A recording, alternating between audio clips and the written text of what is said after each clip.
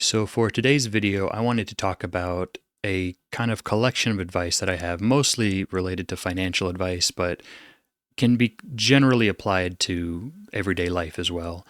And this is advice I've given to like my brother and some of my friends. So I just kind of wanted to make a single video that kind of goes over everything.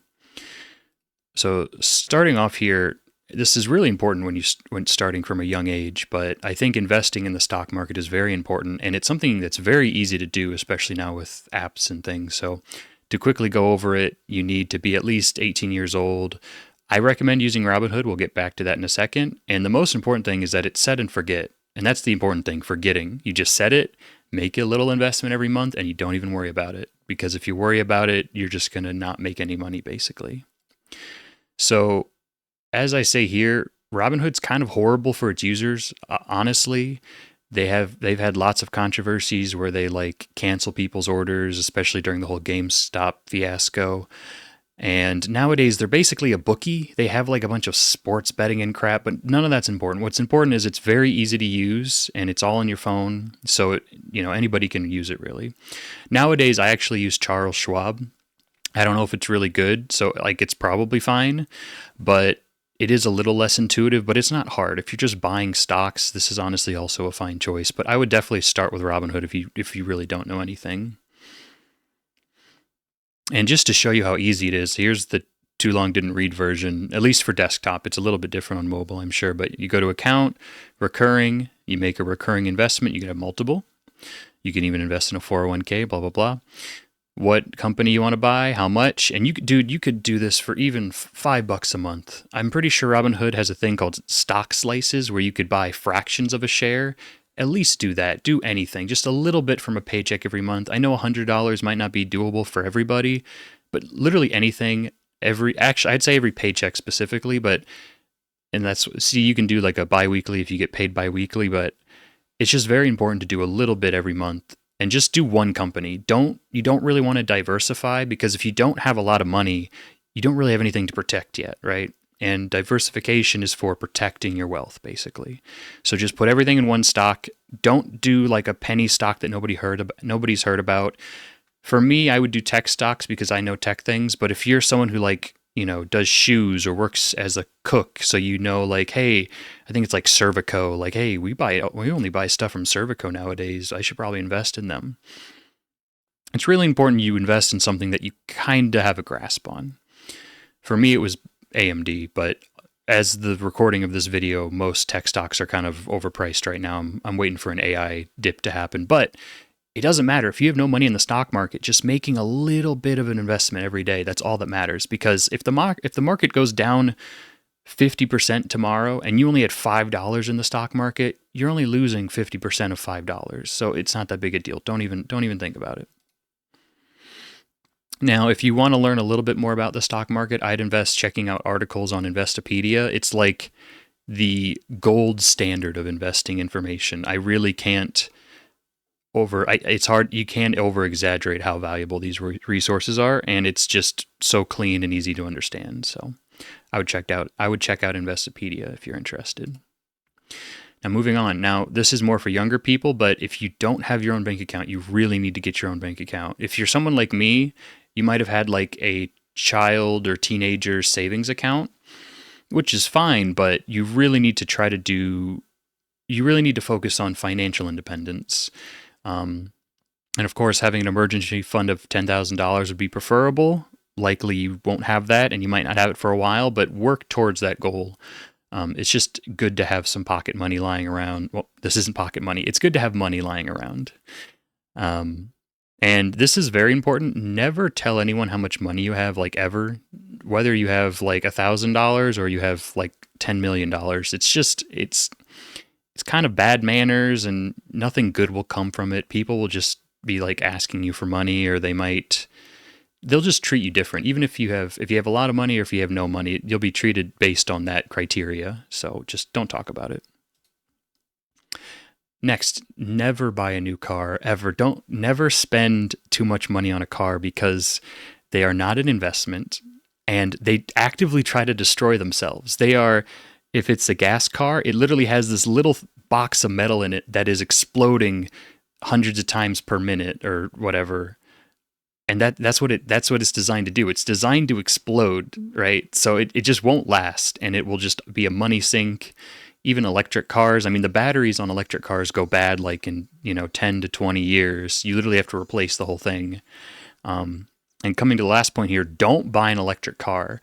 I wish I could say please buy an electric car, because on paper they're simpler than combustion engines. It's just a battery and a motor, so it should be cheaper. It should be easier to maintain, but modern electric cars are just trash. They're trash. They're so bad. So to kind of get my point across here is the interior of a Tesla, right? This is what I would consider like not the highest end, because their Tesla interiors supposedly are pretty low quality, but in terms of electric cars, they're very high quality, right? They have a lot of features, blah, blah, blah. Look at this screen. This is a company that just doesn't care. Like, they're trying to save as much money as possible on what you do every day, which is interacting with your vehicle, right? In fact, they don't even want you to interact with your vehicle. They want you to hit the little auto drive button and pay a $200 subscription every month, right? Let me show you what my super old beater, recently hit 200,000 kilometers Honda Fit has. Look at this control layout. This is beautiful. This is like artisanal, whatever you call it. Look at, you could give this to a child and they could operate it. There's 3 little knobs. They have tactile input. When you turn it, it clicks. And look, they're all different sizes. And guess what? Most electric car manufacturers, they just want to give you a big screen. Why? Not because it's convenient, not because it's the future, because they don't have to spend money on the molds. Look at, these are all different sizes. They'd have to make 3 different molds. They'd have to make them all, different prints or injection mold, blah, blah, blah. I could go on about this forever. What you want in a car is something that is reliable and will get you from point A to point B. And you probably want an older car. I mean, even this car, I don't know if this was retrofitted. It probably was, but it has Bluetooth audio. So you don't even really need CarPlay, blah, blah, blah.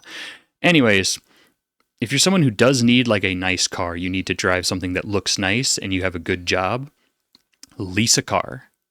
That way, if something breaks, you just go to whoever you're leasing from, and then you just go off to the car shop. You don't have to you don't want to worry about this crap. It's stupid.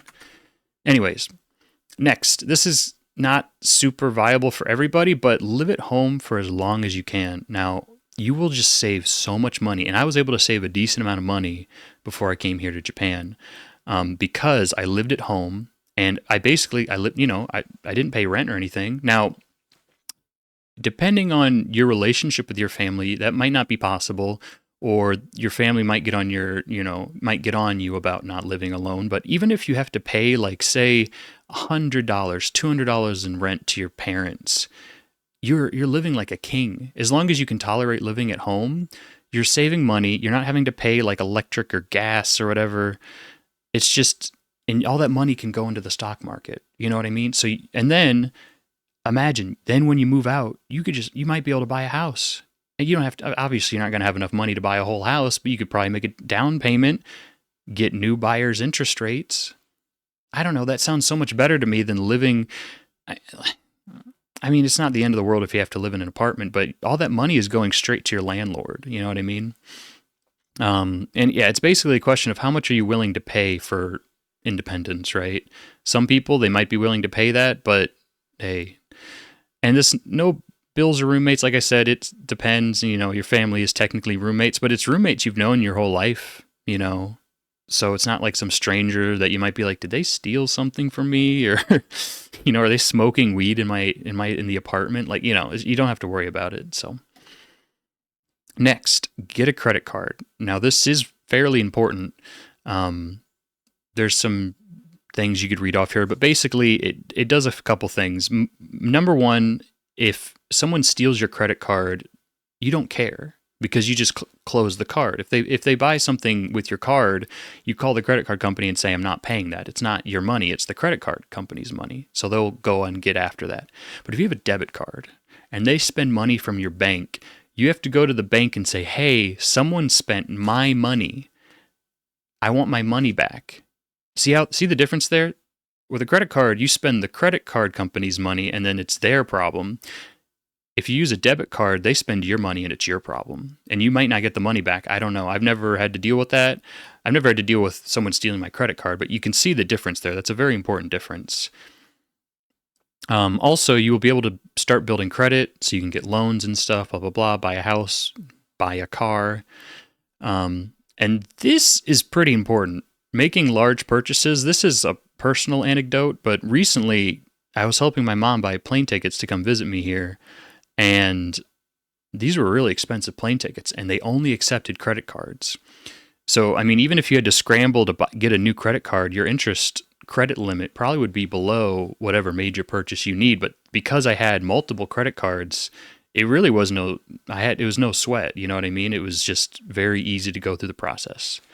And this last step, it's not super important to do it right away, but try to eventually work to having multiple cards, mostly for convenience. You know, some people don't accept certain cards. Some cards are more of a pain to use than others, like, you know, two-factor authentication, blah, blah, blah. And also, you will get just a higher limit overall, right? Say you have like 5,000 on this card, 10,000 on this card, you have 15,000 total. Don't use all of that, but it's nice to have, you know, if you in certain cases. But obviously, you should really be paying the bill in full every week, or I meant to type every month, but you know what I mean. It's very important to have no interest payments on these cards. I have like 3 or 4 cards right now. One's a Japanese card, that's why I have 4. But it's very important that, or maybe I think I have 3. But anyways, it's very important that you don't pay any interest on these cards. And I'm sure in the long run, like, it's kind of a wash because you get credit, you get money back, and then they probably makes companies charge higher because they have to cover the fees. But anyways, I think the safety net it provides is very important. Next, go to college if. So I'm basically just going to read these off because they're what I believe, but you only go to college if you want to work in a field that needs it, like say a doctor, maybe like an engineer, and some, you know, whether it's like electrical or like architectural. You want to network. That's very important. That's the biggest reason why you'd want to go to college. You should get to know as many people as possible, just so when you graduate, or even if you drop out, you can be like, hey, friend, I need a job. Can you help me? Being able to skip through HR is very important. If you want to expand your knowledge of the world, that's not super important, but it's fairly important, I'd say. It might not be worth how much college costs, but, you know, it depends on who you ask. And then my personal anecdote about Japan is I wouldn't be able to be in Japan right now if it wasn't for my college education, specifically because the job I'm working in, they don't have many requirements, but the biggest one was you needed a bachelor's degree at the bare minimum. So because I went to college, and also in college, speaking about expanding your knowledge of the world, I was able to take Japanese classes. I was able to learn more about Japan. And ultimately, it was through my Japanese teachers and going to after every week, the weekly club meetings for, you know, doing fun Japanese things is how I learned about this job. So in combination with having my degree, I was able to come to Japan, and I've been here for 3 years. So, I mean, that might not be like as simple as I went to college and then I got my dream career, which would probably be something computer science related, but I got to do something really cool, you know? And the last thing is don't go to college to party. You can still go to parties, but while you're at the parties, don't drink or do drugs. Now, I know that sounds boring and lame, but because in college I had different reasons for not wanting to drink and do drugs. That's not important, but it really has changed my relationship with like alcohol specifically, because I never drank before coming to Japan. I started drinking in Japan because there were so many coworker drinking parties, and it was just fun. So instead of my relationship with alcohol being, oh, you can only have fun if you're, you know, with your friends and you're getting drunk, right? And you're totally blacked out. My relationship with alcohol is like, oh, it's only really fun to do, like, you know, with a big group of people, maybe at a restaurant, and it tastes really bad. So I'll just have like a drink or two and, you know, kind of mellow out, especially someone like me who I'm usually very nervous and, you know, anxious. You know, having like a drink or two is nice. But it's, when I come home, like the idea of drinking at home is just like it sounds gross, you know what I mean? So I don't really have that impulse right now. Hopefully that's never a problem, but we're going to try to keep it that way. And then next, so if you do go to college and you have student loans, of course you can skip this part, but never miss a payment, because student loans are a bit trickier than like a regular loan for like a house or a car. You're more like on the hook with student loans, especially federal stuff. Try to pay high interest loans as soon as possible. So like generally your loans shouldn't really be higher than 5% if they're like federal loans. So try to pay off the higher ones faster. Because if the loan's sitting at like 2.5%, inflation is usually around there. So, I mean, you're really not, your debt's really not growing as much if it's close to matching inflation. You know what I mean? And of course, make regular payments on the lower interest rate loans. And this last one is more relevant for me specifically, but it could be relevant for you as well. You need to be wary of federal loans that are assigned to your parents. So the too long didn't want to listen or whatever of this is, my dad's been getting these letters that are like, hey, you need to pay these loans. You need to pay these loans.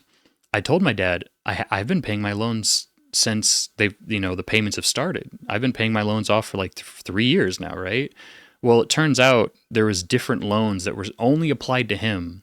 So whenever I logged into my student portal to check out my bills, it said, oh, you're fine, dude.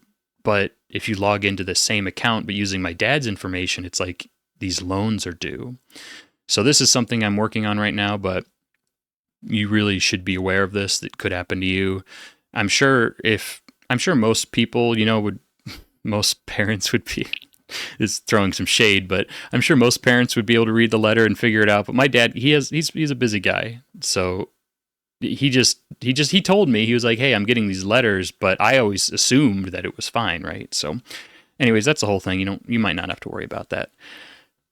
Next, how to do your taxes. You might already know this, but the short and simple answer is just use TurboTax or similar services. On these services, you can import your stock trades that I talked about earlier automatically. You just kind of got to double check that they look fine. And honestly, all these services are scams like TurboTax and stuff, but the reason we still have to use them is because they lobby the federal government to make it harder for us. So we basically have to go and play their game. So it sucks, it's stupid, but whatever, that's just what we have to do. And last, have fun. This has been a pretty serious talk so far, but don't worry about it. Don't worry about the big things. Worry about the small things. That's my advice. Hang out with your friends and family, and probably most importantly is cut back on news and social media. If you are only looking at news and social media, it'll look like every day the sky is falling because that's how they can sell advertising. But if you just pay attention to the world around you, things are probably fine. So that's my advice. And if you have any questions, please leave them in the comments and I'll try to reply. Thanks for watching.